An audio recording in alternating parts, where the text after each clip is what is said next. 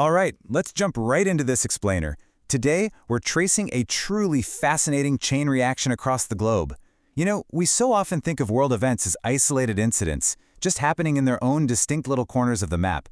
But today, we're going to look at just how tightly interconnected our world really is, using an incredible set of recent events that perfectly illustrates this whole dynamic.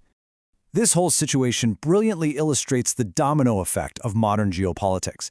I mean, we really have to ask ourselves, how does a conflict in the Middle East end up rewriting maritime rules all the way over in Asia? It sounds like a total stretch, right? But in our highly globalized system, a spark in one ocean can, quite literally, create a tidal wave in another. So to understand how we actually get from point A to point B, we need to trace the very first domino that fell. Section 1. The Middle East Domino.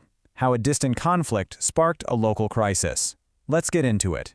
So, back in February, conflicts involving Iran sparked repeated disruptions in the Strait of Hormuz.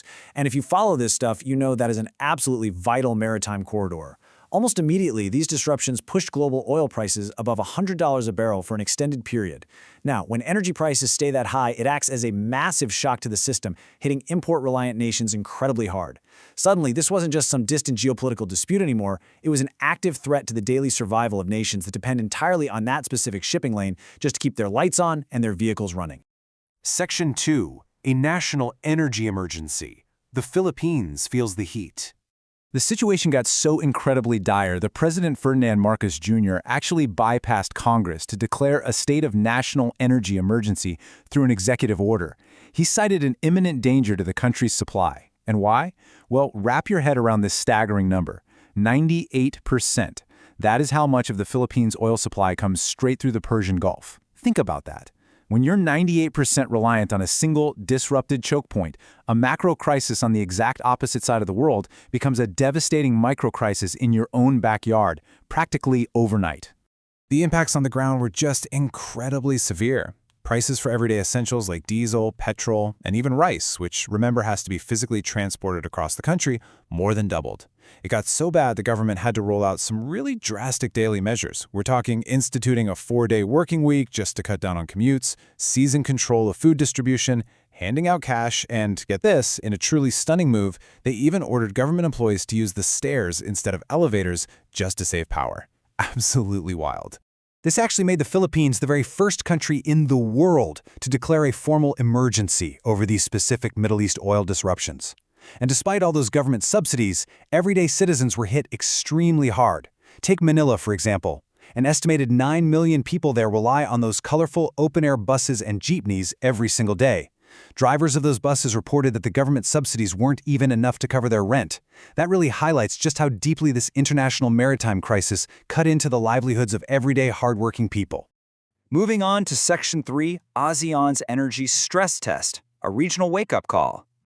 Zooming out a bit, this emergency in the Philippines acted as a massive stress test for all 11 member states of the Association of Southeast Asian Nations, or ASEAN. It really exposed exactly how vulnerable Southeast Asia is to maritime crises that it just cannot control. Leaders rushed to push proposed solutions, things like the ASEAN Petroleum Security Agreement, a regional fuel stockpile, and a shared power grid. But the practical limitations are pretty steep. For instance, fuel sharing under these schemes is entirely voluntary or commercial. Even President Marcos Jr. acknowledged that basic operational details like where would the fuel actually be stored and who gets priority during a shortage, those are completely unresolved right now. And to top it off, there are still no firm timelines for ratification. However, Philippine Foreign Secretary Ma Teresa Lazaro notes that it's kind of unfair to say ASEAN completely failed here. She points out that regional trust is still highly active, and she cites these quiet, unpublicized acts of solidarity.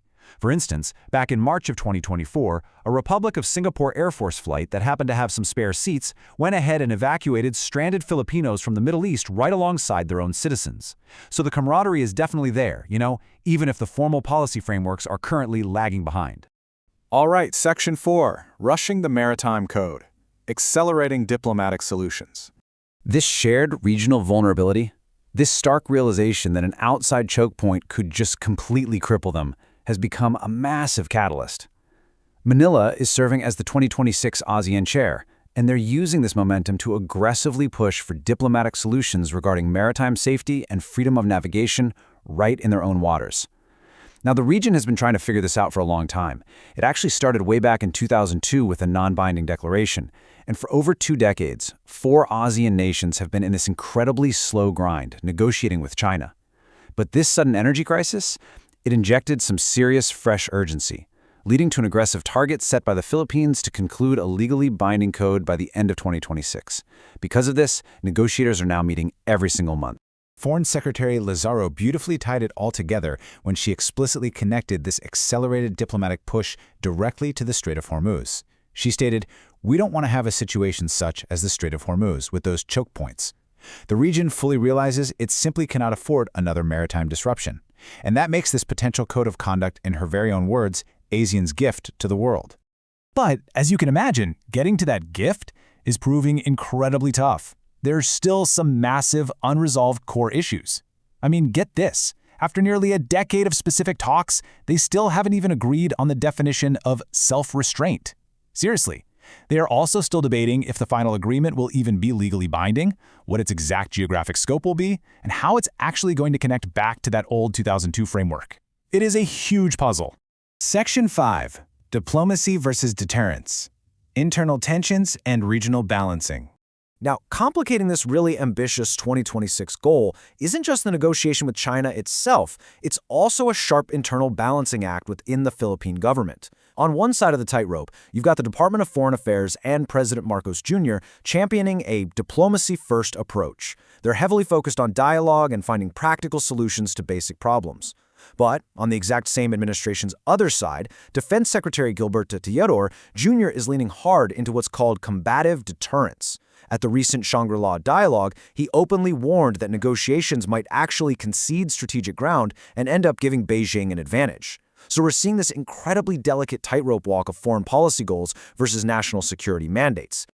And as if that wasn't enough, Manila has to balance these internal tensions while simultaneously handling ASEAN's other massive piece of unfinished business, the civil conflict in Myanmar. The 5-point consensus peace framework from 5 years ago? Yeah, that remains completely stalled. Plus, a recent election saw the military-aligned USDP claim victory. So now, nations like Malaysia and Indonesia, who previously took much harder stances, are conducting these exploratory visits to Nap Hai Tao. That really suggests they might be quietly recalibrating their approach to the new government. It's a lot.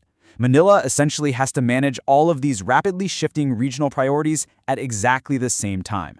So, as we wrap up this explainer, we're really left with a massive, provocative question. Can these ambitious diplomatic agreements actually withstand the intense, real-world pressures of global geopolitics and internal divisions? I mean, we've just seen exactly how a conflict in the Middle East can trigger a domestic energy emergency in the Philippines, which then in turn accelerates a 20-year diplomatic negotiation over the South China Sea. It's fascinating. But with deep internal debates over diplomacy versus deterrence and ongoing regional crises like Myanmar, whether ASEAN can actually deliver this gift to the world by the end of 2026 remains a thrilling, extremely high-stakes question. So keep your eyes on the shipping lanes, folks, because as we've learned today, absolutely everything is connected.